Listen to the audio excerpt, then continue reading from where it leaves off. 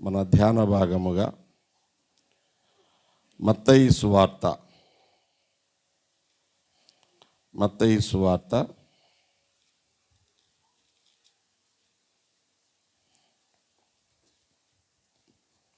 అధ్యాయం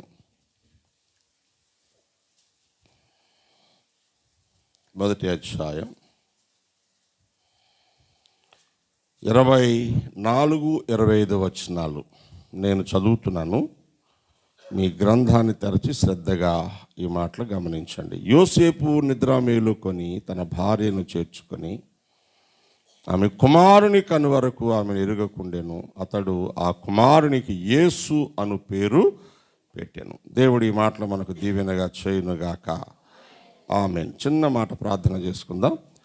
మహాపరిశుద్ధుడైన తండ్రి, నీ పాదములకు వందనాలు, స్తోత్రాలు చెల్లిస్తున్నాం. డిసెంబర్ నెలలో ఈ 4వ వారానికి మమ్మల్ని నడిపించి మా తండ్రి క్రిస్మస్ సమీపించిన ఈ శుభ గడియలలో నిన్ను ఆరాధించే భాగ్యం సకల సార్వత్రిక సంఘంతో పాటు మాకు ఇచ్చినందుకు నీకు స్తోత్రాలు చెల్లిస్తున్నాం. ఈ నెలంతా అనేక స్థలాలలో నిన్ను గూర్చిన ఆరాధన జరుగుతున్నాయి. మేమును అనేక స్థలాల్లో నీ మాటలు ప్రకటిస్తూ వస్తున్నాం. ఈరోజు మీ సన్నిధిలో ఆనందించగలిగే హృదయాలు, కుటుంబ పరిస్థితులు మాకు ఇచ్చినందుకు స్తుతిస్తూ ఉన్నాం. మరొక్కసారి మాతో మాట్లాడండి. దయగల నీ వాక్కు చేత మమ్మల్ని దర్శించి నీ పోలికలోనికి, నీ రూపులోనికి దేవానికి ఇష్టలుగా మా బ్రతుకులు రూపాంతరపరచబడ్డానికి సహాయం చేయమని యేసు నామమున ప్రార్థిస్తున్నాను తండ్రి. ఆమేన్. మరొకసారి ప్రియులైన మీ అందరికి కూడా యేసయ్యపేట శుభాలు తెలియజేస్తున్నానండి. అందరూ బాగున్నారా? ఒకసారి నవ్వండి. ఆహాహాహా. దేవునికి స్తోత్రం కలిగినగాక. ప్రభువు మన నోటి నిండా నవ్వు ఉంచారు. కారణం ఏంటంటే మనకు శిశువు పుట్టెను, మన కుమారుడు అనుగ్రహించబడిన. లోకంలోనో కొడుకులు చూస్తారు లేదు తెలియదు, కానీ ఆ కొడుకు ఖచ్చితంగా చూస్తారు. లోకంలో ఉండేటువంటి తండ్రులు చిరకాలం అంతా ఉంటారో ఉండరో తెలియదు, కానీ ఆయన నిత్యుడగు తండ్రి. లోకంలో ఎవరైనా బలవంతులు మనకు సహాయం చేస్తారో లేదు తెలియదు, కానీ ఆయన బలమైన దేవుడు.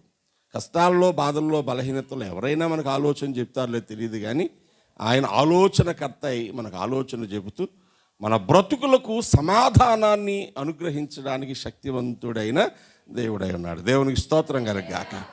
కనుకనే ఈరోజు మనం ఆనందిస్తున్నాం, సంతోషిస్తున్నాం. కష్టాలు రాలేదని కాదు, బాధలు లేవని కాదు, ఇబ్బందులు లేవని కాదు, అసలు ఏడుపే లేని రోజులు మాకు రాలేదండి అని చెప్పే దమ్ము మన దగ్గర లేదు. కానీ సాయంకాలం ఏడుపు వచ్చి రాత్రి అంతా ఉండినను ఉదయం నీ కృప నన్ను ఆవరిస్తుందని దావీదు పాడుకున్నట్టు ఎక్కడ ఏడ్చామో అక్కడే పగలబడి నవ్వేలాగా దేవుడు కృప చూపించాడు. దేవునికి స్తోత్రం కలిగినగాక. మన నోటి నిండా నవ్వు ఉంచాడు. ఈరోజు ఈ క్రిస్టమస్ అనేటువంటి ఈ పర్వదినం లేక సంతోషకరమైన అనుభవం యేసునాథుడు మన అందరి జీవితాల్లోకి రావడానికి, ఆ పండగ జరగడానికి చాలామంది వ్యక్తులు వారి వంతు పాత్ర పోషించారు. ఈరోజు ఇంకా చాలామంది యేసుక్రీస్తు బ్రతుకులలో లేకుండా ఇంకా చీకట్లోనే ఉన్నారు, ఇంకా పశువుల పాకలాగే ఉన్నారు, ఇంకా గందరగోళంలోనే ఉన్నారు, ఇంకా దుఃఖంలోనే ఉన్నారు, ఇంకా వేదన గల దేశంలోనే ఉన్నారు, ఇంకా మబ్బు కిందే ఉన్నారు. ప్రియులారా, అయితే ఆ రోజు కొందరు త్యాగాలు, కొందరు సిద్ధపాటు ఈరోజు మనకు సంతోషం ఎలా ఇచ్చిందో మనము కూడా అలాగున సిద్ధపడితే మన ద్వారా మరికొంతమంది జీవితాలు దీవెనగా మారతాయి. నమ్మిన వాళ్ళు దేవుని స్తోత్రం చెప్పండి. ఒకప్పుడు మనం చీకటిగా ఉన్నాం, మారి వెలుగయ్యాం. ఇప్పుడు ఈ వెలుగు కరెక్ట్గా పనిచేస్తే మరికొంతమంది చీకటి బ్రతుకులు ఏమైపోతాయి? వెలుగు అవుతాయి. అది క్రిస్టమస్. వెలిగించే వారము కావాలి. అందుకని ఈరోజు నేను యోసేపును గురించి ఒక 3 మాటలు చెప్దామనుకుంటున్నాను. ఎవరు యోసేపు? మరియమ్మను ప్రధానము చేసుకున్న వ్యక్తి. యేసు ప్రభుకు తండ్రి కాని తండ్రి. అదేంటి? ఆయనకు పుట్టలేదు కనుక యేసు ప్రభుకు తండ్రి కాడు. మరియను ప్రధానము చేసుకుని యేసు ప్రభును మరియమ్మ కనే వరకు సంరక్షకుడిగా ఉన్నాడు కనుక తండ్రిగా ఎంచబడ్డాడు. యోసేపును గూర్చి చదువుతున్నప్పుడు నాకు చాలా ఆశ్చర్యం వేస్తుంది. నాకు అనిపించింది, ఈరోజు సంఘాలలో అనేక మంది హృదయాల్లోనికి యేసు వచ్చి వారి సంఘాల్లో చేర్చబడ్డానికి ఇప్పటికే సంఘాల్లో ఉన్న వాళ్ళు చాలామంది యోసేపు వంటి వారు కావాలి. దేవునికి స్తోత్రం కలిగినగా. మళ్ళీ చెప్పండి, హల్లెలూయా చెప్పమనేనా? అనేకుల బ్రతుకుల్లో యేసయ్య జన్మించి హృదయాల్లో యేసు వచ్చి వారు సంఘాల్లోనికి రావడానికి ఇప్పటికే సంఘాల్లో ఉన్న వ్యక్తులు ఎలాంటి వారు కావాలి? యోసేపు వంటి వారు కావాలి. దేవునికి స్తోత్రం చెప్పాలా? హల్లెలూయా. యోసేపు ఎలాంటోడో మనకు అర్థమైతే మనము కూడా యోసేపులాగే మారడానికి ప్రయత్నం చేస్తే మన జీవితాలు అనేక మందిని సంతోషంతో నింపేస్తాయి. ఎంత ఆశీర్వాదం! ఒకరోజు ప్రభు దగ్గరికి వెళ్ళాక ప్రభు అంటాడు, నిన్ను చూచి వీళ్ళు నా దగ్గరికి వచ్చారు కనుక, వీళ్ళు మారడానికి నువ్వు కారణం కనుక రా, ఈ కిరీటం నీ తల మీద పెట్టుకొని పిలిస్తే అందరి ముందు మనకి ఎలా ఉంటుంది? అబ్బో, బహు ఆనందం అయిపోద్ది. లేదా నిన్ను చూసి ఫలానా ఫలానా ఫలానా వాళ్ళు నా దగ్గర రాకుండా ఆగిపోయారు కనుక, నీ బుద్ధి నీ ప్రవర్తన వలన వాళ్ళు అసలు నన్ను నమ్ముకోలేకపోయారు కనుక ఏ ఇలా బ్రతికా అన్నాడు అనుకోండి, తలకాయ ఎక్కడ పెట్టుకోవాలి? సకల సృష్టి సర్వలోకంలో పుట్టి ప్రభు దగ్గరికి వెళ్ళిపోయిన భక్తులందరూ చూస్తున్న ఈ మాట అంటాడు. ఒకళ్ళిద్దరి మధ్య కాదు. ఎవరినైనా ఎప్పుడైనా తిట్టామనుకోండి ఏమంటారు? ఇంట్లో పిలిచి కొట్టన్నా కొట్టాలి కానీ నలుగురు ముందు తిడతారా అంటామా లేదా? ఈ నలుగురు ముందు అన్నందుకే అంత బాధ వచ్చేస్తే సకల లోకం ముందు యేసయ్యని గద్దిస్తే తలకాయ ఎక్కడ పెట్టుకుంటావు? ఆ గద్దింపు వినబడకుండా యేసు చేత ప్రశంస పొందడానికి ఇప్పుడు మనల్ని మనం సిద్ధపరచుకోవాలి. దేవునికి స్తోత్రం కలుగునుగాక. యోసేపు కోసం త్వరగా చెప్పేస్తాను. యోసేపుని గురించి లేఖనం ఏమని చెప్తుంది తెలుసా? 19వ వచనం చూడండి. ఆమె భర్త అయిన యోసేపు నీతిమంతుడై ఉండి ఆమెను అవమానపరచనల్లక రహస్యముగా ఆమెను విడనాడ ఉద్దేశించను. మొదటి మాట, నీతిమంతుడైన యోసేపు. దేవునికి స్తోత్రం కలుగునుగాక. ఎవరండి? ఎలాంటి నీతిమంతుడు? ఆ రోజుల్లో వాళ్లకున్న చట్టము కుటుంబాన్ని, వ్యక్తులను ఎలాగో నిర్దేశించేదో తెలుసా? పెళ్ళికి ముందు ఏ అమ్మాయి అయినా తండ్రి ఏంట తప్పు చేస్తే ఆమెని రాళ్లతో కొట్టి చంపి అగ్నితో కాల్చేసేవారు. పెళ్ళికి ముందు గర్భవతి అయితే మరియమ్మ పరిస్థితి ఏంటి? సరే, ప్రభు యొక్క చిత్తాన్ని వెంబడించి గర్భవతిగా తన బ్రతుకును ఆయనకు అప్పగించింది. అప్పటికే ప్రధానమైపోయిన యోసేపుకి సంగతి తెలిసింది. ఎవరో చెప్పారు, నువ్వు పెళ్లి చేసుకునే అమ్మాయి ప్రెగ్నెంట్ అంట. ఇప్పుడు ఎలా ఫీల్ అవుతాడు? అరే, ఎక్కడో తప్పు చేసింది. దేవుడు కనబడ్డాడు, దేవదూత కనబడింది, దర్శనం ఇచ్చింది, ప్రవచనం చెప్పింది, ఏం తెలియదు కదా మరియకు తప్ప. కనుక యోసేపు కక్ష సాధించవచ్చు, న్యాయము కోరొచ్చు, ఈ అమ్మాయి నాకు అక్కర్లేదని చెప్పొచ్చు, అందరిలో పిలిచి తగువ తీర్చొచ్చు. మరియను కొట్టడానికి, చంపడానికి, యోసేపుకు శిక్ష విధింపజేయడానికి సమాజం ముందు పెట్టి హక్కు ఉంది. కానీ యోసేపు ఏమనుకున్నాడు? మనకెందుకు వచ్చిన గొడవ, మంచిదో చెడ్డదో నాకు తెలియదు, ఈరోజు నేనే రహస్యంగా ఇవి వదిలేస్తా. అంటే రహస్యంగా వదిలేయాలంటే ఏం చేయాలి? యోసేపు మిస్ అయిపోవాలి అక్కడి నుంచి. మరియమ్మకు చెప్పి వెళ్ళిపోతే రహస్యం ఎలా అవుతుంది? ఆవిడ చెడ్డది కనుక నేను చేసుకుంటాను అందరికీ చెప్పేసి వెళ్ళిపోతే రహస్యం ఎలాగవుతుంది? అంటే యోసేపు ఏం డిసైడ్ చేసుకున్నాడు? నేనే ఎవరికీ తెలియకుండా ఇక్కడి నుంచి వేరే చోటుకి వెళ్ళిపోతే అప్పుడు మనుషులు ఏమనుకుంటారు?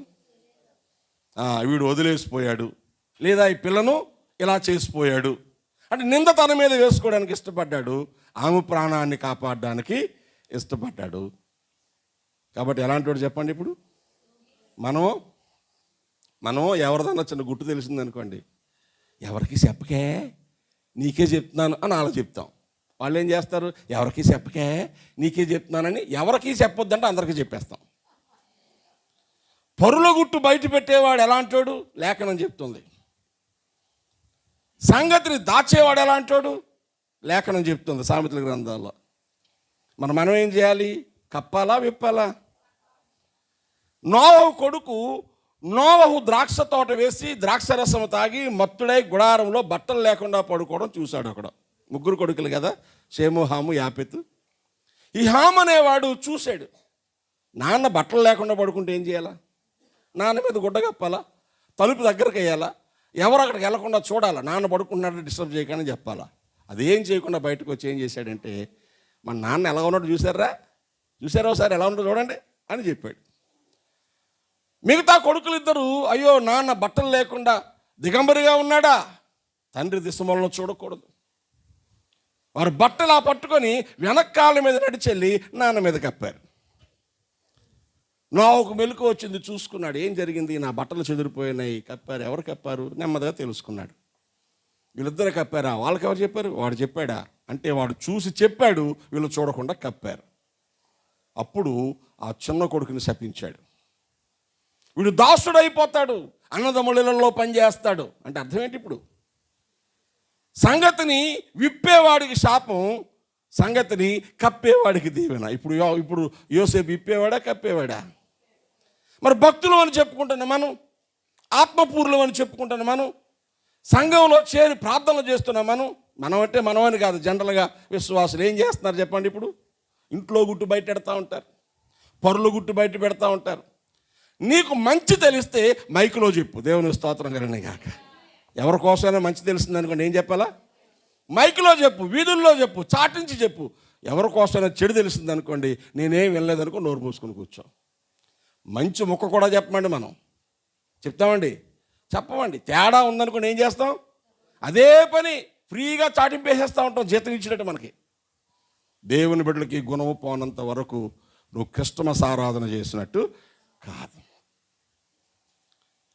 ఈ సంగతి నీ జీవితంలో అమలు జరపనంత వరకు నిన్ను చూస్తే ప్రజలు దేవుళ్ళలోకి రారు. ఆలోచించి, ఒకవేళ నీలే గుణం ఉందేమో, ఇతరుల సంగతి తెలిసి దాచుకుంటున్నావా? పాస్టర్ గారులు మేము ఉంటాం, మాకు ఎన్ని సంగతులు తెలుస్తుందా? మీరందరూ మాతోనే చెప్తారు, బాధలన్నీ, కష్టాలు చెప్తారు, ఇబ్బందులు చెప్తారు. నీ దగ్గర చెప్తే సంఘం ఏమైపోద్ది? సంత అయిపోదు. ఎప్పుడైనా ఎవరి గురించి అయినా మంచి చెప్పాల్సి వస్తే చెప్తాం, చెప్పకూడని విషయాలు మాకు చెబితే మా మనసులో పెట్టుకొని కన్నీరు గారుస్తాం, ప్రార్థన చేస్తాం. ప్రభువా నీకు స్తోత్రం, ఆ బిడ్డల పట్ల కృప చూపని ప్రాధేయపడతాం, మానిటరింగ్ చేస్తాం ఆ పరిస్థితి మారిందా లేదా అని. అందుకే దైవజనులను దేవుడు దీవిస్తాడు. దేవుని స్తోత్రం కలిగిన గాక. పాస్టర్ గారు ఊరికనే దీవించబడరండి. ఎవరి కోసమైనా కష్టం, ఎవరి కోసమైనా బాధ, ఎవరి కోసం నింద మాకు తెలిసిందనుకోండి, మా గుండెలు పగిలిపోతాయి, నిద్ర లేని రాత్రులు గలుపుతాం. వాళ్ళకు దీవెన కావాలని కన్నీరు కారుస్తాం, అన్నాలు మానేస్తాం. అది జరిగాక సంతోషపడతాం. వాళ్ళు చెప్పేసి భారం దించేసుకుంటారు, ఆ భారం మాకు ఎక్కువైపోతూ ఉంటుంది. ఒకటా రెండా? ఒక కుటుంబ భారాన్ని మోయలేకే నువ్వు చచ్చిపోతే, నీ కష్టమంతా నాకు చెప్పేస్తే ఏం చేయాలి ఇప్పుడు నేను? అలా 100 మంది చెప్పేస్తే ఏం చేయాలి నేను? ప్రభు యోసేపుకి ఇచ్చిన హృదయం మనకు కూడా ఇచ్చాడు, కాకపోతే మనం ఆపరేట్ చేయం. దేవుని స్తోత్రం కలిగిన కాక. మనం ఏం చేయాలా? నీతిమంతులమై ఎవరిని అవమానపరచకుండా వారి ఘనత కోసం ప్రయాసపడే హృదయం ఉంటే నువ్వు క్రిస్టమస్ అవుతావు, యేసుకు ఆరాధన అవుతావు. నిన్ను చూచిన వారు ఏం చేస్తారు? ప్రభువులోకి వస్తారు. దేవుని స్తోత్రం కలిగిన కాక. 2వ లక్షణాన్ని చెప్తాను. విడనాడిద్దాం అనుకోగానే యోసేపుకు దేవదూత కలలో కనిపించింది. యోసేపు అంటే దేవుడు తెలుసా తెలీదా మనం చేసే పనులన్నీ? మంచిగా ఉండాలనుకున్నాడు కనుక దేవుడు వాడుకున్నాడు. కుట్ర చేస్తే దేవుడు గద్దించునేమో. అమ్మాయిని అవమానపరచకూడదు, ఆమె గౌరవాన్ని కాపాడాలి, నింద నా మీదే వేసుకోవాలనుకున్నాడు కనుక దేవదూత కనబడ్డాడు. దేవదర్శనం ఊరికనే కలుగుతుందండి. కొండాలెట్టి వాళ్ళు చెప్తారు దేవుడు కనబడ్డాడండి. నీకెలా కనబడ్డాడు దేవుడు? నాకు అర్థం కాదు. కుటుంబాలు కూల్చేసే వాళ్ళు చెప్తున్నారు రాత్రి దేవుడు కనబడిపోయాడు. నాకు ఎలా కనబడతాడు నీకు? నాకు అర్థం కాదు. లేఖనంలో దేవుడు ఎవరికి కనబడతాడండి? ఎవరికి కనబడతారు? ఆయనకి ఇష్టలుగా బ్రతికే వాళ్ళు దర్శనం ఇస్తాడు. దానియేలు నువ్వు ప్రియుడు గనక నువ్వు ప్రార్థన చేద్దామని మోకరించగానే దేవుడు పంపేశాడే నన్ను అన్నాడు. దేవునికి స్తోత్రం కలిగిన గాక. చూసారా? ఇష్టలుగా బ్రతికితే దేవుని కార్యాలు, అద్భుతాలు చేస్తాడు దేవుడు. ఓకే, కనుక యోసేపుతో దేవుని దర్శనం, దేవదూత వచ్చాడు. యోసేపు, ఇది పరిశుద్ధాత్మ వల్ల జరిగిన కార్యం అయ్యా, నువ్వేమి ఇబ్బంది పడకు, అవును వదిలేయకు. ఏమండి, ఇది దేవుడు చేసిన కార్యం. నీ భార్య అయిన మరియను చేర్చుకొనుటకు భయపడకు. దేవునికి స్తోత్రం. అంతేకాదు, ఓ కొడుకుని గంటది, ఆయన యేసు అని పేరు పెడతావు. ఎవరు పెడతారు యేసు అని పేరు? నువ్వే పెడతావు. పెట్టుదువు అంటే యోసేపుకి ఇచ్చిన గౌరవం ఏంటి తెలుసా? ఎప్పుడు నీతిమంతుడిగా ఉన్నాడో ఆ రక్షకునికి పేరు పెట్టే భాగ్యం దొరికేసిందండి. దేవునికి స్తోత్రం కలిగిన గాక. హల్లెలూయా, హల్లెలూయా. యేసు ప్రభువుకు పేరు పెట్టినది యోసేపుకి ఎంత గౌరవం. ఈ పేరు ఎవరు పెట్టారయ్యా? యోసేపు పెట్టాడు. చూసారా? పేరు పెడతాను. యోసేపు ఏం చేశాడు తెలుసా? నెంబర్ 2, యోసేపు ఆ మాట వినగానే నిద్ర మేలుకొని ప్రభువు దూత తనకు ఆజ్ఞాపించిన ప్రకారము చేసి, దేవునికి స్తోత్రం. యోసేపు విధేయత గల మనసు గలవాడు. దేవునికి స్తోత్రం. మొదటిది నీతి గలవాడు, రెండవది మోస్ట్ ఒబీడియంట్ పర్సన్. కొంచెం అటు ఇటు ఏం మార్చలేదండి. నువ్వు చెప్పావు కానీ నువ్వు చెప్పినట్టు చేయలేను కానీ నేను కొంచెం మార్చుకొని నాకు అనుకూలంగా చేస్తాను అనలేదండి.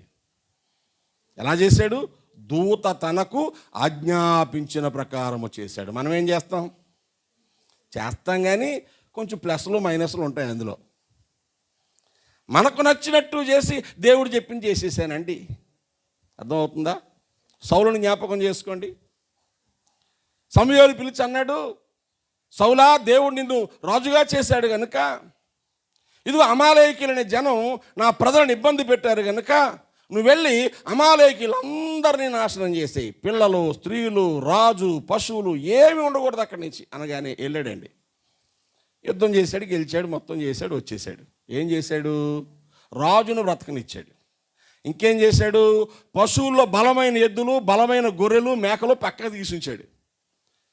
పాస్టర్ గారు వచ్చారు, చెప్పింది చేసావా అని అడగడానికి. ఈయన ఏం చేస్తున్నాడు? వెళ్ళిపోయి పాస్టర్ గారిని దీవిస్తున్నాడు. యెహోవా నిన్ను ఆశీర్వదించును గాక. ఎవరెవరిని దీవించాలా మీరు చెప్పండి? దైవజనుడు విశ్వాసులు దీవించాలా? విశ్వాసులు పాస్టర్ గారిని దీవించాలా? దైవజనుల క్షేమం కోసం ప్రార్థన చేయాలి తప్ప దేవుడిని దీవించును గాక అనకూడదండి. పెద్దవాడు చిన్నవాడిని దీవించాలా? చిన్నవాడు పెద్దవానికి లోబడాలా? చిన్నోళ్ళు తెగించి పెద్దవాళ్ళు దీవించేస్తూ ఉంటారండి. అంటే మీ దగ్గర ఏముంది దీవించడానికి? నాకు అర్థం కాదు. ఏముంది? నీళ్లు ఎత్తుకు పారుతాయా, పల్లానకు పారుతాయా? ఈ నీళ్లు ఎత్తుకు పారడానికి ట్రై చేస్తున్నాయి. అర్థమవుతుందా? ఈ చిన్న ఫండమెంటల్స్ కూడా చాలామందికి తెలియదండి. సమూయేలును దీవించేందుకు వచ్చేస్తామంటే సమూయేలు ఆగాగు, నన్ను దీవించావు, ఆజ్ఞాపించిందంతా చేసేసానంటున్నావు, మరి ఎడ్ల రంకెలు గొర్రెల అరుపులు ఏంటి?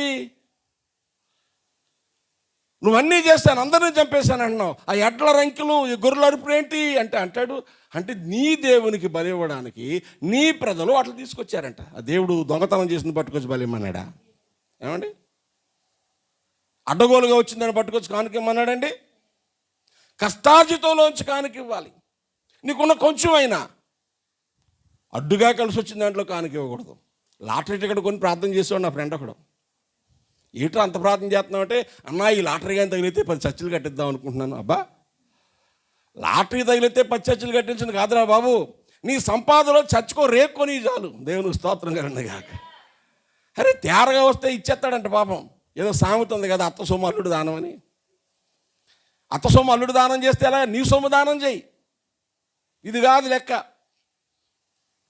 దేవునికి బలి ఇవ్వడానికి వద్దన్నది పట్టుకొచ్చారంట పాపం.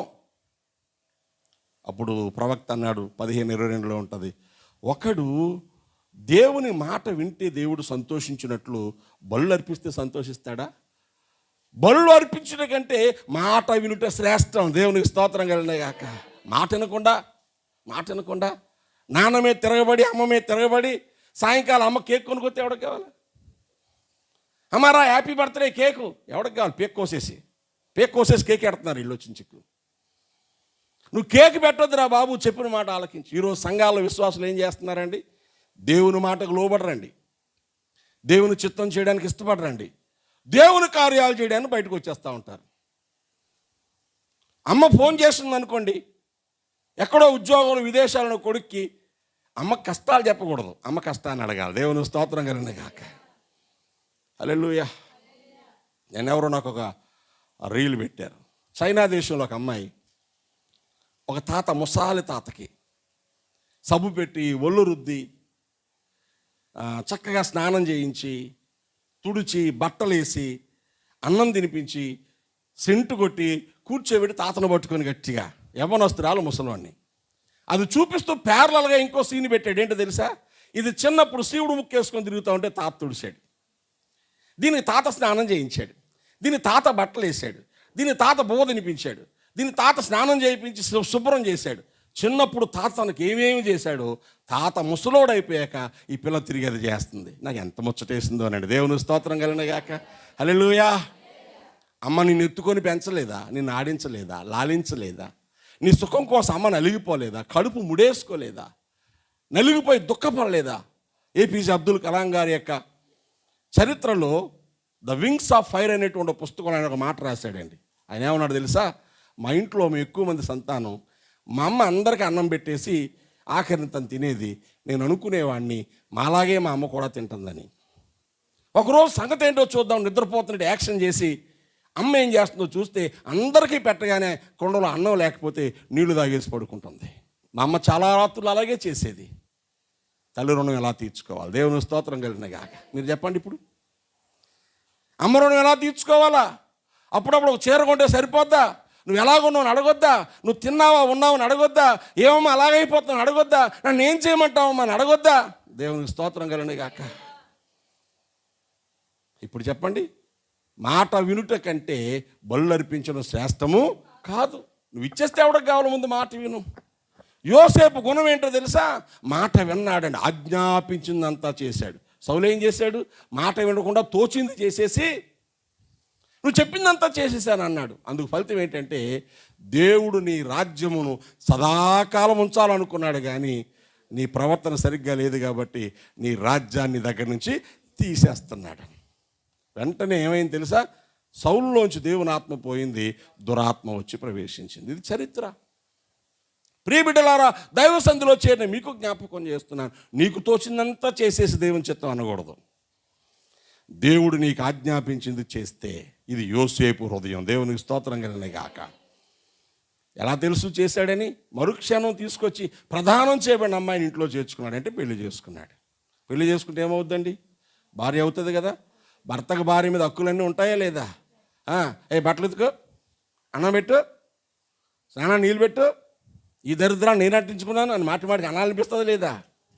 కానీ యోసేపు మరియమ్మకు తండ్రి అయ్యాడు. దేవుని స్తోత్రం కలిగిన గాక. ఒక గర్భవతిని ఎంత జాగ్రత్తగా చూడాలో అంత జాగ్రత్తగా చేర్చుకోవడం అర్థం ఏంటి తెలుసా? అన్ని విషయాలలో జాగ్రత్త తీసుకోవడం.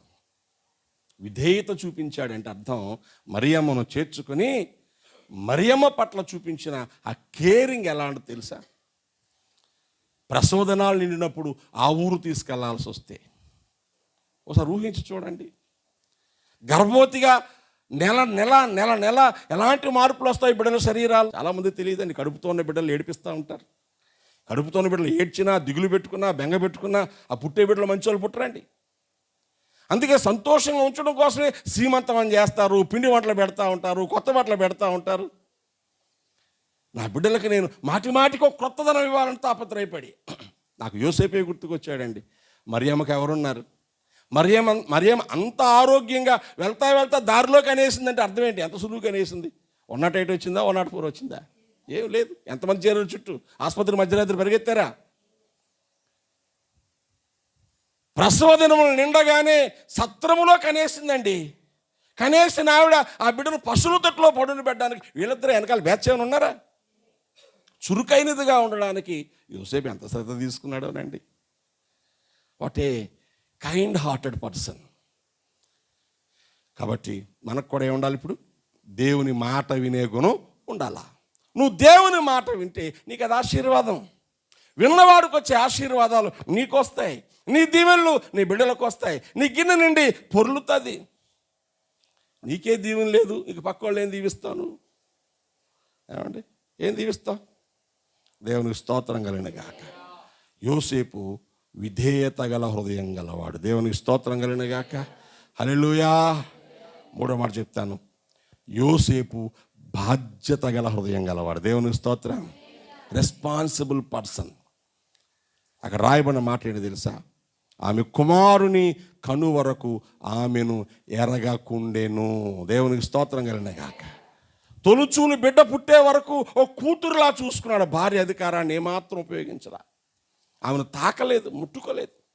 ఎరగకుండానే మాటకు అర్థం అది. ఎంత అద్భుతమైన కార్యమో. రెస్పాన్సిబిలిటీ అప్పగించిన బాధ్యత మోసేవాడే నీతిమంతుడే అండి. దేవునికి స్తోత్రం కలిగిన గాక. బాధ్యత మోసేవాళ్ళు ఎప్పుడు కూడా అడ్డుగోలుగా నడరు. మీకు తెలుసో తెలియదో. బాధ్యత మోసిన వాళ్ళు ఏం చేస్తారు తెలుసా? చాలా డిసిప్లిన్డ్గా ఉంటారండి. సంఘాల్లో ఉన్న వ్యక్తులు డిసిప్లైన్గా ఉంటే చూసేవాళ్ళు ఆకర్షిస్తూ ఉంటారు. ఈరోజు బాధ్యత లేనోళ్ళు కొంతమంది ఇల్లు చూస్తాం, వాళ్ళ ఇల్లు చూడగానే తెలుగుద్ది వీళ్ళకి బాధ్యత లేదని. కొంతమంది తిండి చూస్తాం, చూడగానే తెలిసిపోతే వీళ్ళకి బాధ్యత లేనోళ్ళని. కొంతమంది అలంకారం చూస్తాం, చూడగానే తెలిసిపోతుంది బాధ్యత లేని వాళ్ళని. నాకు తెలుస్తుంది సుమా, మీ సంగతి నాకు తెలియదు. ఎందుకని? బాధ్యత ఉన్నవాడు ఎలా ఉంటాడో, బాధ్యతలను ఎలా ఉంటారో మనకు తెలుసు. అర్థమవుతుందా? ఇంట్లో 10 మంది పిల్లలు పెంచాలనుకున్నవాడు ఇటు అడ్డుగోలుగా తినడండి, ఎక్కడ పడితే అక్కడ. అడ్డుగోలు ఖర్చు పెట్టండి, పొదుపుగా ఖర్చు పెడతాడు, జాగ్రత్తగా ఉంటాడు. నిన్న మేము బండి మీద వస్తూ ఉంటే ఒకడు జామని తోలుతున్నాడు బండి. తేజ అంటాడు, డాడీ చూడండి ఎలా తోలుతున్నాడు బండి. ఆడికి బాధ్యత లేదురా అన్నాను. బండి తోలడానికి బాధ్యత లేకపోవడం కారణం ఏంటి? అలా తోలు పడ్డాడు అనుకోండి, ఆడికి దెబ్బలు తగులుతాయి, బండి పాడైపోద్ది. బండి ఎవరు కొనిచ్చారు? వాళ్ళ నాన్న. ఎంత కష్టపడి ఉంటాడు, ఇంకా ఫైనాన్షియల్ కట్టాల్సి వస్తుంది. వీడు దెబ్బ తగిలి కాలేజీ ఇరిగిపోతే ఎవడు పోషించాలి? వాళ్ళ నాన్న. వీడు రేపు పొద్దున్న పెళ్ళి అయ్యే పరిస్థితి లేకపోతే ఎవడేడాలి? కుటుంబం. వీడికి అన్నీ గుర్తొస్తే బండి ఎలా వెళ్తుంది? స్లోగా. బండి స్లోగా వెళ్ళలేదంటే వీడికి ఏం లేదు, బాధ్యత లేదు. నాకేం గుర్తొస్తుంది బండి ఎక్కగానే? నాకు సంఘాలు ఉన్నాయి, నేను ఇంకా దేవుని దగ్గరికి వెళ్ళడానికి టైం ఉంది, అర్జెంటుగా వెళ్ళిపోకూడదు. అవునా? చిన్నపిల్లలు ఉన్నారు, బాధ్యతలు ఉన్నాయి, ఇవి చేయడం కోసం నేను బ్రతుకుండాలి. దేవుడు పిలిస్తే తప్ప నా అంతటా నేను గబుక్కుని లోపల ఎక్కేయకూడదు. అందుకు ఏం చేయాలి? జాగ్రత్తగా వెళ్ళాలి. దేవునికి స్తోత్రం కలిగిన గాక. హల్లెలూయా. ఏముంది ఇప్పుడు? బాధ్యత ఉంది. కావాల్సిందల్లా తినాలనిపిస్తుంది. ఆ ఒక్కలో తినడానికి 400 అవుతుంది. 400 ఉంటే ఇంట్లో అందరూ తింటాం. ఇది ఎవరు ఆలోచన? బాధ్యత గల ఆలోచన. బాధ్యతలు ఏం చేస్తాడు? దారిలో అడ్డుగోలుగా తినేస్తాడు. ఇంటికి వచ్చాక ఏదో తిని చావండి అంటాడు. నువ్వు తినే ముందు నేను ఎప్పుడు చాలాసార్లు చెప్తాను మీకు, నేను బయట ఎక్కడ రుచికరమైన ఆహారాన్ని తినను. ఫంక్షన్లో కూడా మీరు చూసుంటారు. ఎందుకు? ప్రతిరోజు మంచి భోజనం దొరుకుద్ది నాకు. మరి ప్రతిరోజు నేనొక్కనే మంచి భోజనం తింటే నా భార్య, నా బిడ్డలు, రోజు నేనే బయటికి వెళ్ళి బిర్యానీలు తినేస్తా ఉంటే నా పిల్లలు ఏం తినాలా? నేను ఎప్పుడు మీ ఆధ్యాత్మిక క్షేమం కోసం చెప్తున్నాను. నేనేమైనా తింటే నా పిల్లలకు పెడితేనే నేను తినాలి. ఇది నా పాలసీ. మనకి ఎప్పుడైనా తప్పనిసరి పరిస్థితుల్లో బయట నేను ఖచ్చితంగా ఏదైనా తినాల్సి వస్తే ఆ సాయంకాలం ఇంటికి వచ్చి పిల్లలకి అది పెట్టాలి. నేను అలా పెట్టలేను కాబట్టి నేను బయట తిన్నాం. పెట్టలేక కాదు, రోజు ఖరీదైన భోజనం పెట్టవచ్చు, కానీ దేవుని సేవలు అది కుదరదు. నాకు నా దగ్గర డబ్బులు ఉంటే ఇంకెవరికైనా ఇవ్వాలి, ఇంకేదైనా చేయాలి. మీకు చెప్పానా చాలా ఇవ్వాలి, మనం కూడా ఇవ్వాలి, ప్రతి ఇంట్లోంచి ఒక గిఫ్ట్ రావాలని. నేను బట్టలన్నీ కొనేసి పోగేస్తున్నాను. ఇప్పుడు రేపు రాత్రి ఒక చోటకు ఒక ఊర్లో కొన్ని బట్టలు పంచుతాం. మరి అవన్నీ కొనాలంటే నేను కొనుక్కోకూడదు. దేవుని స్తోత్రం కలిగిన గాక. హల్లెలూయా. దీని పేరు ఏంటంటారు? బాధ్యత. యోసేపుకి ఏ హృదయం ఉంది? బాధ్యత గల హృదయం ఉంది.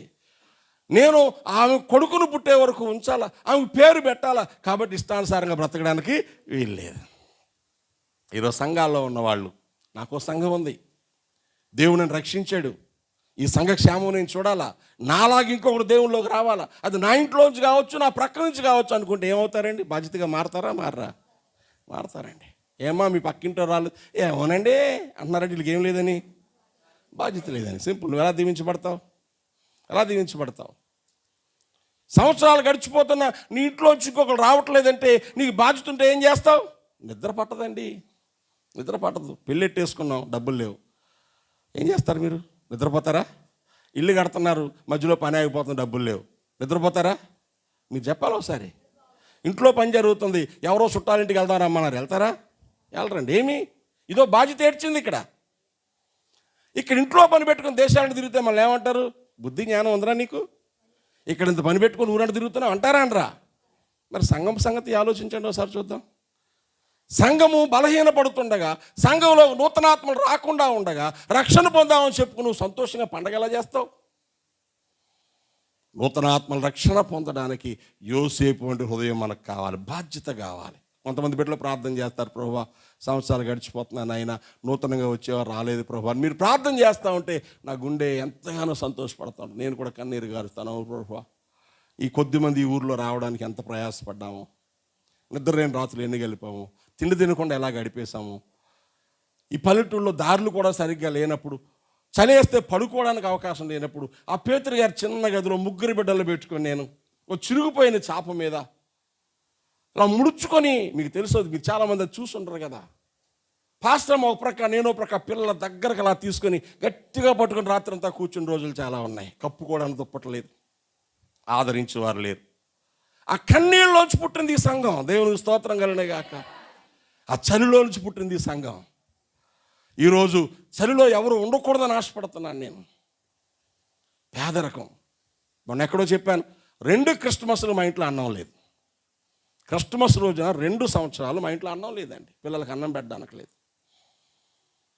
ఈరోజు ఎవరు ఆకలితో ఉండకూడదని ఆలోచన చేస్తున్నాను నేను.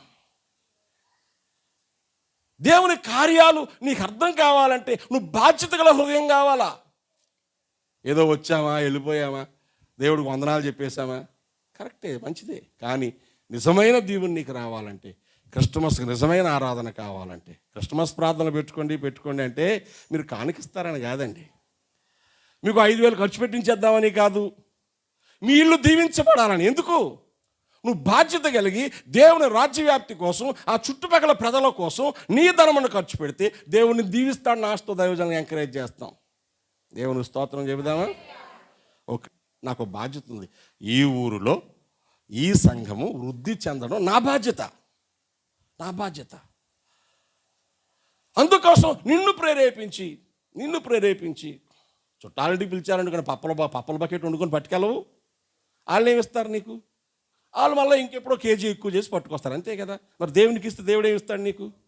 చావు నుంచి కాపాడాడే, ప్రమాదాల్లో కాపాడాడే, కన్నీరు ఇవ్వకుండా కన్నులు తుడిచాడే, దీర్ఘకాలిక రోగాలు బాగు చేశాడే, ఈరోజు మన నోట్లో నవ్వు ఉంచాడే. నువ్వేం చేస్తున్నావు? What is your responsibility?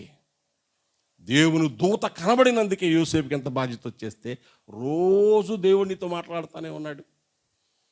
నేను అందుకు చెబుతున్నాను, సంఘాల్లో యోసేపు వంటి వారు కావాలి. దేవునికి స్తోత్రం. నా దేవుని కోసం నేనేం చేయాలి? నా ప్రభువు కోసం నేనేం చేయాలి?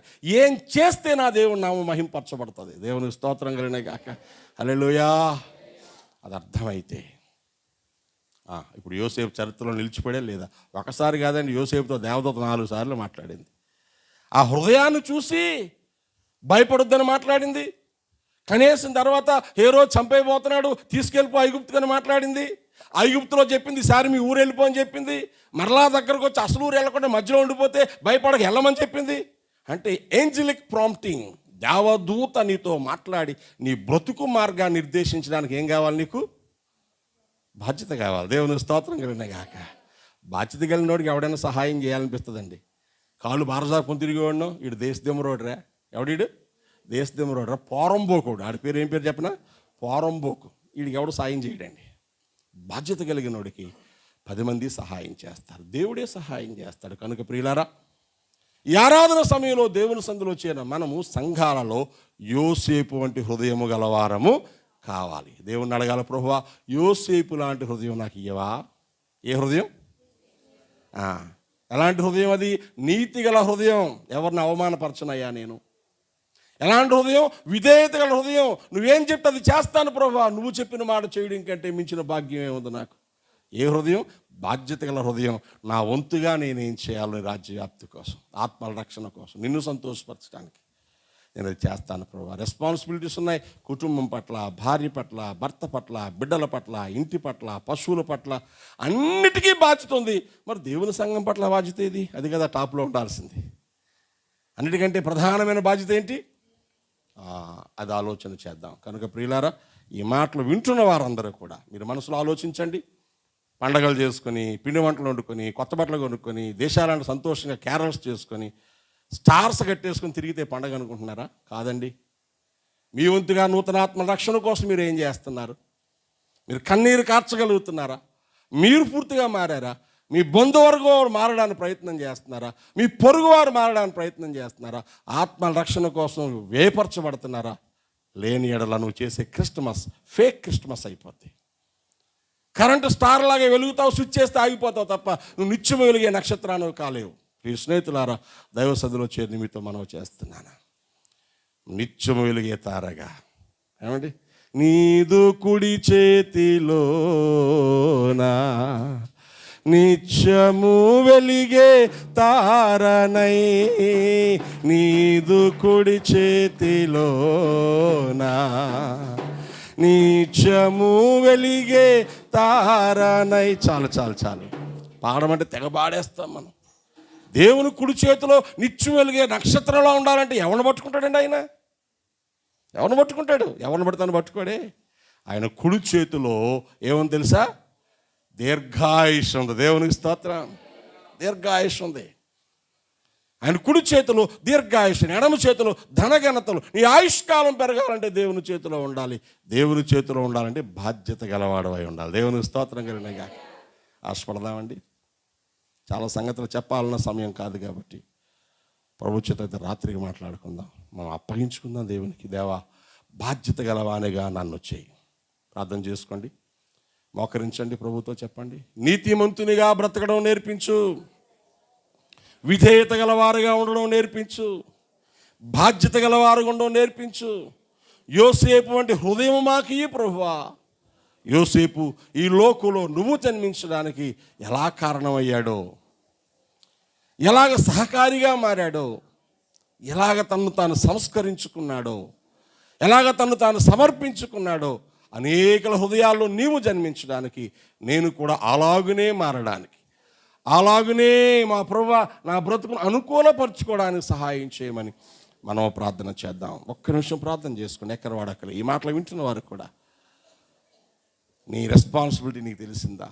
నువ్వు విధేయతగా లేదు ఉన్నావో ఆలోచించావా? నీ నీతి యొక్క లోతెంత నీకు తెలుసా? ప్రభువుకి అప్పగించుకో. దేవుని అభిషేకం నీ మీద నిలుచుంటుంది. మనం ప్రార్థన చేద్దాం. ప్రార్థన చేసుకుని ఎవరు మట్టుకోవాలి? ఒక్క నిమిషం.